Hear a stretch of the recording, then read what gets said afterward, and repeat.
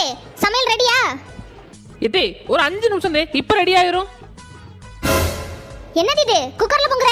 எங்க வீட்ல நாங்க மண்பானைலாம் சோறு பொங்குவோம். உங்க வீட்ல குக்கர்ல பண்றங்கிறதுக்காண்டி இங்க அந்த மாதிரிலாம் பண்ணக்கூடாது. சரிங்க தே, இனி மண்பானையிலேயே பொங்குறேன். எத்தே இந்தாங்க தண்ணி கேட்டீங்கல்ல. என்னது இது தண்ணியை டம்ளர்ல கொண்டு வந்திருக்க? நாங்களே எங்க வீட்ல செம்புல தான் குடிப்போம்.